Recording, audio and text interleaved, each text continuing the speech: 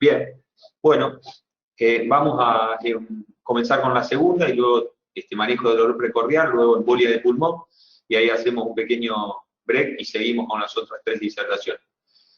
En cuanto al manejo del dolor precordial, bueno, otro motivo de consulta muy frecuente en guardias. La situación actual, en 2020, hoy, el infarto agudo del miocardio es la principal causa de muerte no traumática en la población adulta. El dolor torácico es la expresión clínica más frecuente y ocupa el segundo lugar en las consultas de emergencias, ¿sí? Precedida exclusivamente por el dolor abdominal. Hablamos de dolor torácico. Dolor torácico en su amplia descripción, digamos, ¿no? Estamos hablando en ese caso de exclusivamente coronario. El dolor precordial es una de las causas más comunes de consultas, como dijimos. Luego de su estudio diagnóstico, solo el 25% tienen un síndrome coronario agudo, pero cuando decimos solo, no es poco, digamos, es uno de cada 4 pacientes que evaluamos con dolor precordial tiene enfermedad coronaria y está relacionado con un síndrome coronario agudo. Puede comenzar con estrés físico o psíquico, pero la mayoría de los síndromes coronarios agudos surgen con más frecuencia sin factores desencadenantes. Acá encontramos una tabla de causas cardíacas y extracardíacas de dolor precordial, de dolor torácico, cardíacas, la angina de pecho, el infarto de miocardio, la pericarditis, las miocarditis. En cuanto a las extracardíacas, bueno, las esofagitis, el espasmo esofágico, úlceras, enfermedades musculoesqueléticas, la ansiedad, la hiperventilación, embolia de pulmón, la neumonía. Son todos cuadros de dolor torácico que no son cardíacas, ¿sí? Síntomas y signos de alerta para posible síndrome coronario agudo, bueno, aquel dolor torácico que sea continuo o recurrente, posiblemente asociado a alguno de los siguientes síntomas: disnea, cortejo neurovegetativo, sudoración fría, vasoconstricción, sensación de peso, irradiado a cuello, hombros, brazos o epigastrio. Con respecto a esto, no olvidemos que siempre hablamos de dolor torácico, dolor precordial, y se nos pasa muy por alto el dolor epigástrico. El dolor epigástrico ocuparía el diagnóstico dentro de lo que es los dolores abdominales, pero se pasan por alto en la realidad muchos eventos coronarios que comienzan con dolor epigástrico y habitualmente suelen ser eventos de la cara inferior del corazón, pero pueden ser cualquier tipo de evento cardíaco que tiene dolor epigástrico. Respiración, pacientes levemente taquipnéicos o con disnea severa, con uso de músculos accesorios. Pueden ser signos de alerta a la depresión de nivel de conciencia, la bradicardia, la taquicardia, la hipohipertensión. Y en cuanto al electrocardiograma, los trastornos del segmento ST, ya sea supradesnivelado o infradesnivelado. La atención de los pacientes en guardia que consultan por dolor precordial tienen 3 problemas: la sobreinternación, el subdiagnóstico y las demoras. Ahora se ha comenzado, por lo menos acá en la parte pública, en el Hospital Cuyen, con un triage de ingreso similar a lo que ahora estamos todos acostumbrados con esta pandemia, a los triages que se hacen. Bueno, creo que es algo bueno que va a quedar, el triallar a todos estos pacientes que vienen con dolor precordial. ¿Para qué? Para optimizar la utilización de los recursos, para disminuir la mortalidad y para poder hacer un diagnóstico de inicio de tratamiento rápido. Que muchas veces veíamos en las salas de espera, aún lo vemos en la parte privada también, el dolor precordial está al lado del traumatismo de rodilla, al lado de los vómitos y al lado de la fractura de muñeca. Entonces los 4 pacientes están esperando, por suerte, de haber llegado uno antes que otro. ¿Por qué? Porque nadie le hizo una clasificación adecuada al momento del ingreso. Hay algo que es muy importante, que es la unidad de dolor torácico, que es una estrategia que permite disminuir el margen de error de los diagnósticos diferenciales de los pacientes con dolor precordial. Ahí se hace una evaluación inicial, ¿sí?, que es un electrocardiograma, una anamnesis y marcadores bioquímicos. Esto lo podemos hacer nosotros mismos, con nuestra enfermera, en cualquier lugar. Alertar a nuestro equipo de trabajo. Con nuestro equipo de trabajo somos nosotros, una enfermera y un no médico. Pero bueno, son 3 personas que pueden alertarse. Y podemos nosotros mismos generar en nuestro espacio una unidad de dolor torácico. Es decir, che, si viene un paciente con Dolor precordial, bueno, ese paciente tiene que tener en menos de 10 minutos un electro, yo ya lo clasifico, pese a que el electro normal no descarta un síndrome coronario agudo, sí descarta una porción muy grave que es el síndrome coronario agudo con supradesnivel del ST. Entonces nosotros en menos de 10 minutos podemos estar haciendo o no diagnóstico de un infarto con elevación del ST. El periodo de observación posterior y la etapa de una evaluación, si uno tiene en otro espacio, digamos, no en la guardia, una evaluación preal. En cuanto a la clasificación para ese tipo de triage, la angina inestable o el infarto agudo pueden presentarse, digamos, con todos los síntomas típicos, ¿sí? Dolor precordial de una intensidad moderada, que apareció en el esfuerzo, que cede con el reposo, que se irradia hacia el brazo o hacia el cuello, todo lo que dijimos hoy, aparece con sudoración. Está en la misma clasificación de triage como severo que aquellas reacciones alérgicas severas que no llegan al shock, o quemaduras de tercer grado, bueno, las anginas inestables están en esa clasificación. Y como crítico es el infarto agudo con supradesnivel de ST, que está en la misma clasificación que un glasgow-menorasico, un shock anafiláctico, un shock cardiogénico, una amputación, etc. Más que nada para tener una idea de lo que es la clasificación de los triages de adultos. En cuanto a lo que dijimos recién, hubo personas, digamos, y Forrester, que hace muchos años diagnosticaron las características del dolor torácico típico, digamos, que tiene que tener una localización retroesternal, tiene que precipitarse con el esfuerzo y ceder con el reposo. Esas son las características de una angina típica, angina, no infarto. Angina que cumple, típica la que cumple las 3 características, atípica que cumple con 2, y un dolor no anginoso que cumple con una o con ninguna de esas características. La angina típica es la manifestación más frecuente del síndrome coronario agudo, la que dijimos que es desencadenada por el esfuerzo, con una duración breve de 2 a 15 minutos, alivia con reposo con nitrito, localización retroesternal y cierta irradiación típica. Si cumple esos 3 criterios, estamos frente a una clara angina típica. Vayan haciendo preguntas, los que estén escuchando, de dudas que le queden, así las podemos evaluar al final. Que la van escribiendo, después volvemos de última en el PowerPoint. Dolores no característicos de isquemia miocárdica son el dolor pleurítico, la localización única en región media o inferior, el dolor que localiza al paciente con un dedo, el dolor que se produce mediante movimientos o palpación de la pared torácica, el dolor constante que persiste durante varias horas, episodios breves que duran segundos, o dolores que se irradian extremidades. Igualmente, en la mayoría de los espacios públicos y privados de la provincia, por lo menos de Santa Fe, hay electrocardiógrafos, ¿sí? Por lo cual hoy en 2020 a un dolor precordial, por más atípico que parezca, no hacerle un electrocardiograma, que es un método muy simple, sencillo, rápido, económico, eficaz, tiene todas las características como para hacerlo masivamente, porque todas estas situaciones que vemos acá, si bien son en las guías características de pacientes que no van a tener enfermedad cardiovascular, en la práctica, en mi caso, ya con no muchos, pero varios años de cardiólogo, casi 9, he visto pacientes que se localizan con la punta del dedo y tenían un infarto, y he visto pacientes que hacen dolores durante 2 días, vienen con dolor y tienen un infarto evolucionado. Por lo cual, esos sí son pacientes que con un electrocardiograma que se hace entre 40 y 50 segundos, verdaderamente si está la posibilidad, la recomendación es que hay que hacer. En la evaluación inicial podemos detectar, debemos centrarnos en los cuadros más mortales, que son el infarto, la disección de aorta y la embolia de pulmón, y los factores de riesgo mayores son la hipotensión, tensión arterial sistólica menor a 90 milímetros de mercurio, 100 milímetros de mercurio,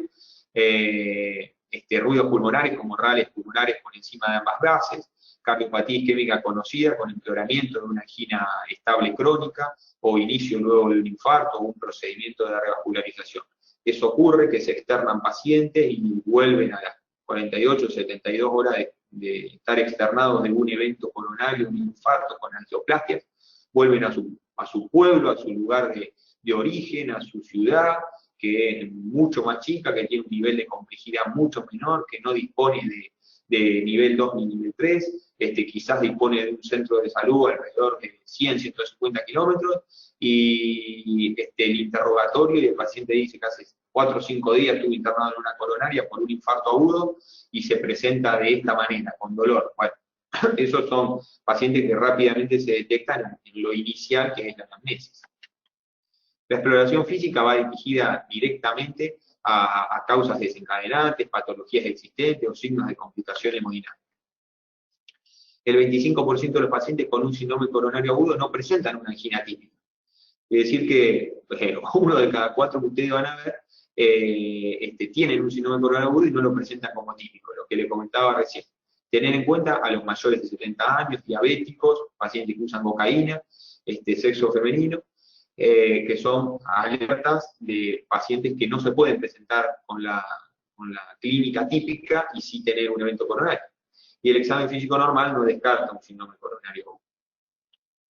En cuanto al electrocardiograma, lo que les comenté recién, ¿sí? Debe realizarse en menos de 10 minutos.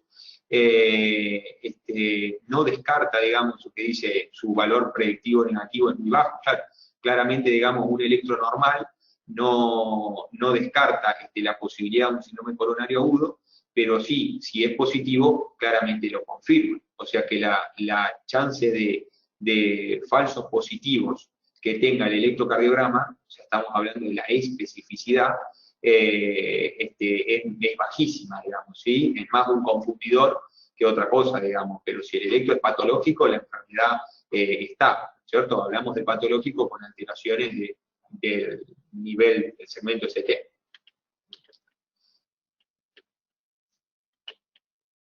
En cuanto a los biomarcadores, si uno los tuviese disponibles,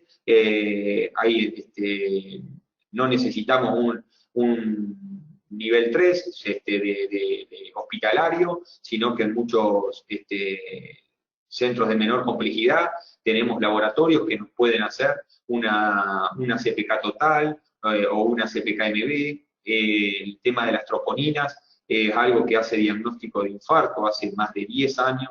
Las sociedades europeas y americanas de cardiología describieron al infarto como la elevación de troponina sumado a dolor precordial, a cambio en electro, a etcétera, pero la definición universal de infarto describe la necesidad de troponina. Bueno, esto es algo netamente académico, porque por lo menos en la ciudad de Santa Fe, salvo en el Hospital Cushen, en ningún otro lado, ni en el privado, existe posibilidad de hacer troponinas, así que bueno, eso queda como una anécdota de hace tantos años que, bueno, eso ya es una cuestión de medicina y sociedad, doctor. Así que bueno, con respecto a las troponinas lo vamos a pasar. ¿Qué categorización de pacientes podemos hacer en base al triage inicial? Podemos calificar al paciente, que ahora vamos a ver cada uno, al síndrome coronario agudo definido, a la angina crónica estable, a la angina de reciente comienzo, al dolor no coronario o al síndrome coronario agudo posible. Si tenemos un síndrome coronario agudo definido, cualquiera de nosotros rápidamente lo va a poder detectar, es muy simple. Paciente con infarto con elevación del ST o sin elevación del ST, anginas de reciente comienzo o postinfarto, o que tenga signos de gravedad como insuficiencia cardíaca, insuficiencia mitral o asociados a dolor. Eso se interna en UCO o se deriva de emergencia. Eso es más simple. Grave, pero más simple. La angina crónica estable, bueno, estos son pacientes que si tenemos la posibilidad de interconsultar hasta telefónicamente a un cardiólogo y evaluar y utilizar hoy las tecnologías que tenemos, ya sea del simple WhatsApp, yo lo hago trabajando en la central de emergencia del 107, por ejemplo, con el hospital protomédico de aquí de la ciudad de Santa Fe, que se encuentra un poco más al norte, casi llegando a Recreo, y para no derivar los pacientes para evaluación de cardiología, muchas veces en la central de derivaciones y emergencias se evalúa ese paciente telefónicamente, que ya tiene antecedentes de enfermedad cardíaca, tiene un electro sin cambio o con cambios similares a los previos, y bueno, se le da signos de alarma y se lo puede externar. Las anginas de reciente comienzo, bueno, esos son pacientes que si los detectamos, tengan o no tengan cambios electrocardiográficos, deben ser derivados a internación si consideramos, digamos, que la disnea o el ANGOR es en una clase funcional mayor, ya sea 3 frente a mínimos esfuerzos, o 4 de reposo. Recordemos que la Asociación Americana de Cardiología, por las dudas repasamos esto, clasificó el dolor o la disnea como clase 1, 2, 3 y 4. 1 es sin limitación. 2, aquel paciente que es a esfuerzos importantes, máximos, digamos, o sea, esfuerzos como caminatas mayor a 200 metros, 300 metros, 500 metros, o salir a trotar, etc. Y ahí la sociedad canadiense los diferenció a la clase 2 en A y B, donde limita por cantidad de metros. Pero bueno, para no complicarlo, la clase 3 es a mínimos esfuerzos son considerados verdaderos, como bañarse, atarse los cordones, vestirse, peinarse, y clase 4 de reposo. Es decir, que si nosotros tenemos una angina de reciente comienzo, que es complejo derivarla, y tiene un electrocardiograma sin cambio, y la angina es en una clase funcional 1 o 2, uno le recomienda al paciente disminuir su tasa de esfuerzos diarias hasta consultar con un cardiólogo y le puede agregar a ese paciente aspirinas y estatinas, y en algún caso, digamos, beta bloqueantes también. El dolor no coronario es aquel que claramente no es anginoso, tiene electro normal, no tiene antecedentes, no es diabético, se deriva al área que corresponde o se le da el área. El síndrome coronario agudo posible, ese es el más complejo, que es aquella angina que deja dudas, tiene electro normal o con alteraciones inespecíficas, por ejemplo, alteraciones como rectificación del segmento ST, como ondas T negativas, o el dolor es no anginoso con electro normal o alteraciones específicas, pero tiene antecedentes. Por ejemplo, el dolor es claramente torácico, pero el paciente tuvo un infarto hace 2 años. Bueno, esos son los pacientes que podemos evaluar en una unidad de dolor torácico, que la podemos hacer nosotros mismos, o bueno, después derivar, que es lo que charlamos al comienzo. La etapa de observación dura entre 8 a 12 horas. Si no reaparece dolor, si no hay presencia de cambio en electro y los marcadores seriados, 2 por lo menos son negativos, ese paciente se le puede hacer o una prueba de esfuerzo o se lo puede externar también. Y si eso es positivo, ese paciente es reingresado o ingresado a unidad de cuidados cerrados, unidad coronaria. Guido. Sí, doctor. Justo estaba terminando de ver una pregunta que acaba de ingresar. Se la hago. Sí. Es de María Eugenia Rolón. Buen día, doctor. Vi un paciente con aplicación de HTA y dolor precordial. Le hago un ECG sin alteraciones. Pido enzimas elevadas. Lo dejo en UTI. Resultó ser que el paciente presentaba una obstrucción severa de la arteria circunfleja. Mi pregunta es, ¿cuánto tiempo tardan las troponinas en normalizarse? Bueno, interesante pregunta. ¿Troponinas en alterarse, no es la pregunta, o en normalizarse? Normalizarse, dice la pregunta. Bueno, normalizarse, digamos, apenas, a ver, voy a tratar de dividir la pregunta, cualquier cosa, doctora, la rehace si no le contesto lo que usted está preguntando. La elevación de troponina se da entre 4 y 8 horas, ¿sí? Que el paciente presenta el cuadro coronario porque se produce, digamos, por un daño miocárdico agudo, se produce la elevación de esa troponina T, en realidad. Hay otras troponinas y hay biomarcadores más rápidos, pero bueno, las troponinas aproximadamente en ese tiempo.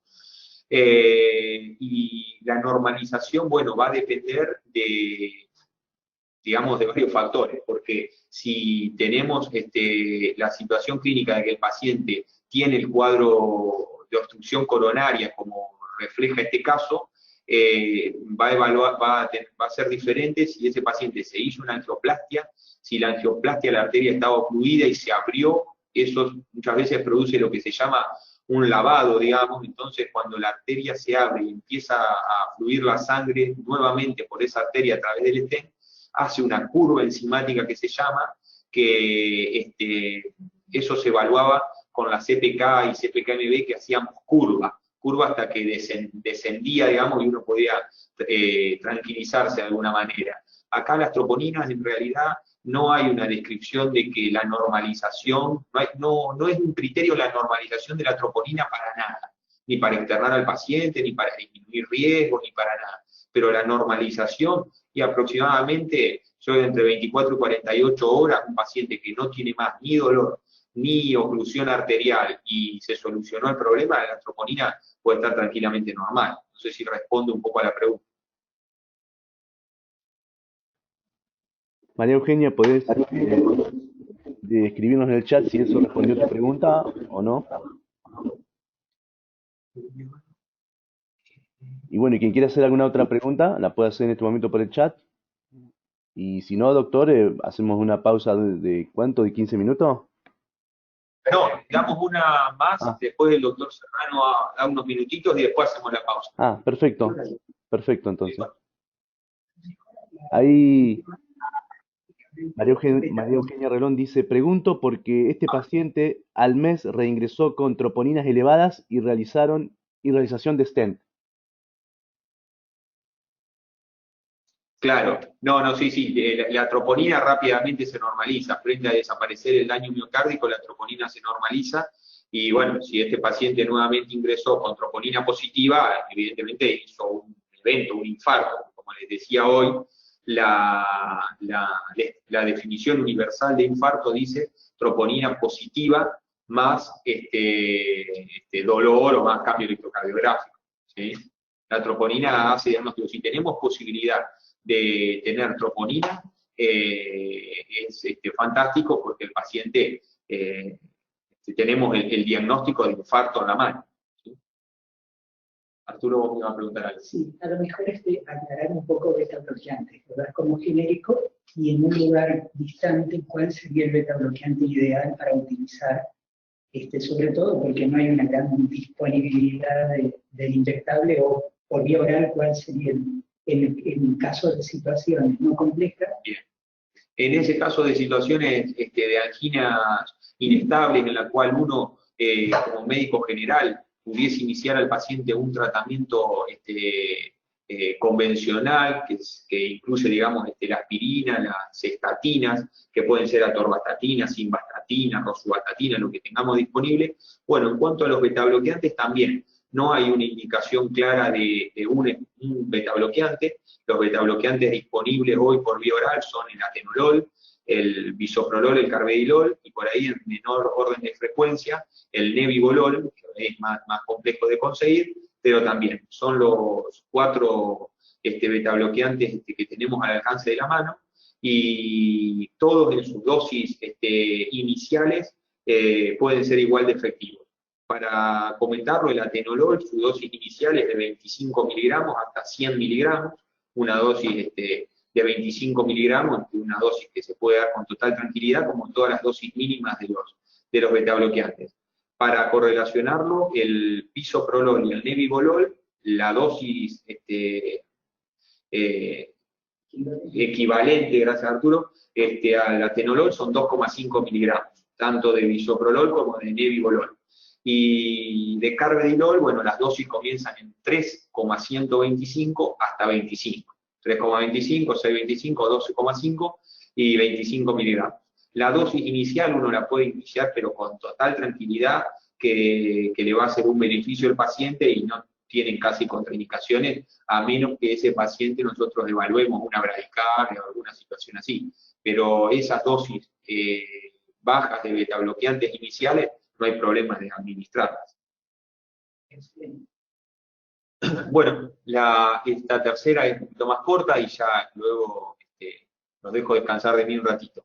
El tromboembolismo de pulmón es otra de las urgencias, emergencias cardiológicas o de unidades de terapia intensiva, clínicas, como uno quiera llamarle, pero bueno, es un cuadro, siempre dicen, bien complejo, porque se nos pasa de alto a todos y muchas veces y tiene una potencialidad mortal muy alta.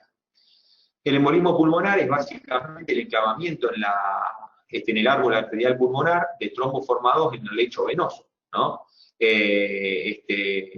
habitualmente en las venas de las piernas, se genera una trombosis venosa profunda, y eso hace que frente a la disrupción de ese coágulo, digamos, migre hacia el árbol arterial pulmonar y provoque el contexto de la enfermedad tromboembólica venosa que constituye el TEP-TBP.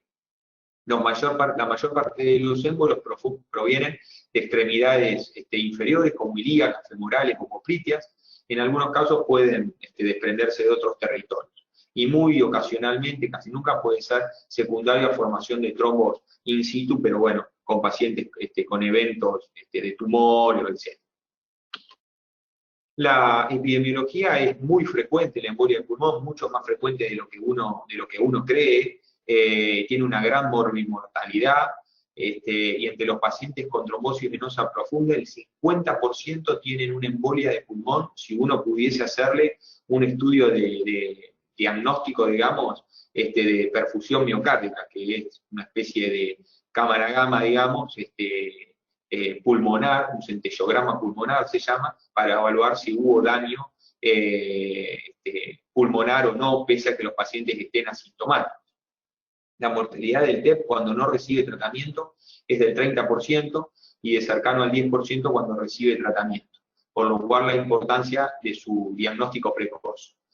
Es muy importante saber que cuando uno sospecha embolia de pulmón, debe tratarla. Es una de las pocas patologías que solo con la sospecha uno está habilitado, si no hay una contraindicación mayor, a tratarlo. Y eso es lo que ocurre. Muchas veces esto no ocurre porque da miedo anticoagular un paciente, porque da temor, porque uno dice, uy, tendrá, no tendrá. Es totalmente infradiagnosticado, es subvalorado. ¿Por qué? Porque el paciente presenta disnea. Y como hay tantas causas de disnea, entre esas la disnea psicógena, se nos pasan por alto las embolias de pulmón en todas las áreas de la salud, en el primer nivel, en el segundo nivel y en el tercer nivel. Es una patología, pero en la realidad es mucho más dramático de lo que dice la bibliografía. Pacientes que presentan disnea súbita, siempre hay que sospecharlo, digamos, siempre hay que buscar y siempre hay que repensarlo, y si bueno, uno no lo piensa o piensa que la prevalencia puede ser muy baja, igualmente tenerlo en mente y dar signos de alarma, etcétera, si uno piensa que la prevalencia es muy baja como para no tomar una conducta. Los factores predisponentes, bueno, son las fracturas, las prótesis de cadera, las cirugías, los traumatismos mayores, las lesiones medulares. Los factores predisponentes moderados, fíjense ustedes todas las causas, digamos, hasta los factores predisponentes débiles. Reposo en cama de más de 72 horas, inmovilización debido a largos periodos sentados, edad avanzada, hasta cirugías laparoscópicas. Hay muchos factores, digamos, que verdaderamente hago hincapié en que se nos pasan de alto con este tipo de pacientes, y la disnea, uno dice, bueno, no es cardiológica, tiene una placa normal. Bueno, todo este tipo de pacientes tienen habitualmente placa normal, electronormal o con leve taquicardia sinusal, un examen físico que no dice mucho, y el paciente presenta solamente disnea. La fisiopatología, bueno, se produce por un aumento de la resistencia al flujo sanguíneo, con un aumento de la presión arterial pulmonar. En general esto no sucede hasta que el 50% de la vasculatura se ocluye, pero por encima de los 40 milímetros de mercurio, falla el ventrículo derecho, puede generar col pulmonar agudo con shock cardiogénico y paro cardíaco. Esto es real, esto se ve, ¿sí? El ventrículo derecho aumenta su volumen, se desplaza el septum y compromete la función del ventrículo izquierdo también. Y ahí es donde el paciente nos hace el shock cardiogénico. Las alteraciones también relacionadas en la ventilación y perfusión del paciente se ven ácido-bases con hipoxemia e hipocapnia, ¿sí? Recordemos que el valor del oxígeno en un ácido base es de 85, 80 a 100, por lo cual con valores menores a 80 uno describe como ese paciente con hipoxemia o insuficiencia respiratoria con valores menores a 60. Y valores del dióxido de carbono son aproximadamente, si mal no recuerdo ahora aquí, es cercano a un 30, 30, 35, si yo encuentro valores, esos son referencias de cada laboratorio también, si yo encuentro valores menores a eso, el paciente tiene hipocapnia, por ejemplo. Entonces, es muy patognomónico de la embolia de pulmón, la hipoxemia con hipocapnia, porque casi ningún otro evento de disnea te da hipoxemia con hipocapnia. Bueno, claramente se describen tres, el TEP masivo, ese sí, no se pasa por alto muchas veces, o el paciente entra claramente con un shock, hipotenso, necesidad de RM, siempre pensamos en otras cosas primero y cuando lo descartamos decimos, debe ser un TEP. El TEP submasivo, que bueno, también entra muy sintomático el paciente, pero el TEP leve, que es la mayoría de los casos que vemos, que cursa con poca repercusión hemodinámica, ese paciente tiene chance, como vimos hoy, de evolucionar hacia tiene buen pronóstico, pero si no se trata, tiene chance de evolucionar a un TEP masivo y la reembolia de pulmón se habla de que tiene una mortalidad cercana al 100%. Si un paciente hace una embolia de pulmón, uno no lo asiste, no lo trata, pasa por alto, no lo diagnostica, y ese paciente anda bien, suerte. Si ese paciente no anda bien y hace una reembolia de pulmón, tiene una mortalidad altísima. En cuanto a la prevalencia de signos y síntomas en pacientes con TEP, según el diagnóstico, fíjense que los TEP confirmados tuvieron el 80% de disnea, 50% dolor torácico de tipo pleurítico, el 70% tenían taquipnea mayor a 20, tenían taquicardia, tenían signos de trombosis venosa profunda. ¿Y por qué es tan difícil diagnosticarlo? Por esto, porque fíjense que salvo la disnea, los otros, todos los signos y síntomas son casi todos menores al 50%. Entonces tenemos un paciente con disnea y claramente taquipnea, nada más. El resto del examen es muy complejo. ¿Por qué? Porque es el gran mentiroso, se suele llamar en la jerga común.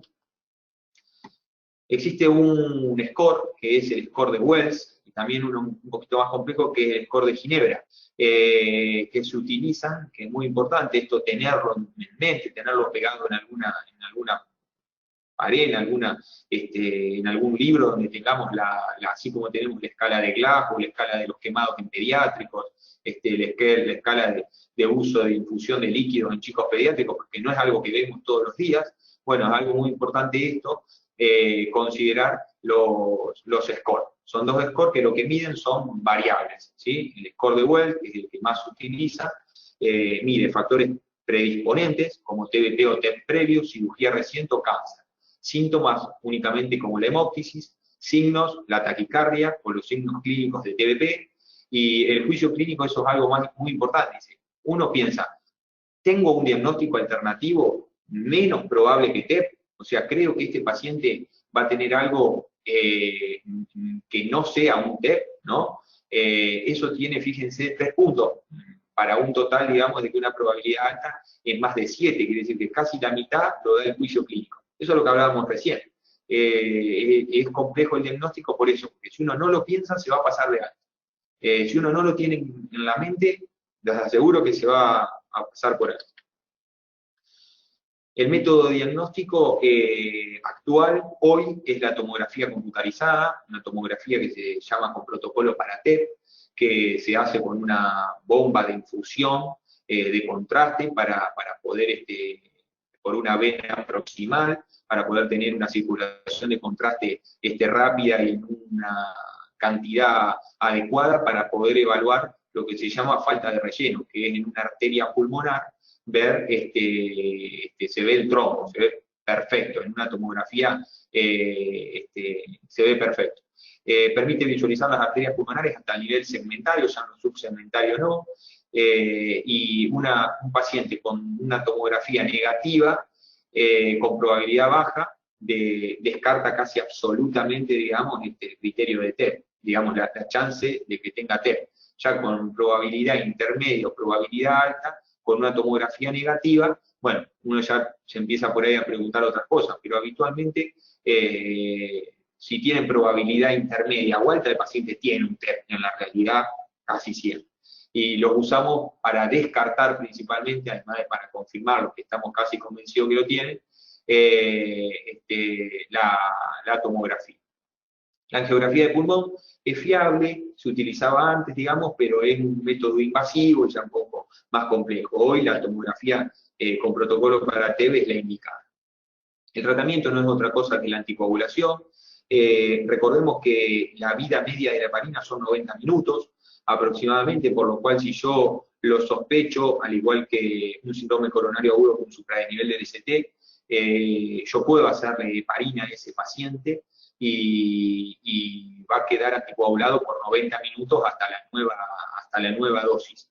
Yo, con un paciente durante 90 minutos, yo le puedo hacer 1 centímetro de heparina, que esos son 5.000 unidades, que la usamos como método profiláctico cada 8 horas en los pacientes que están en unidad de cuidado cerrado que no se mueven.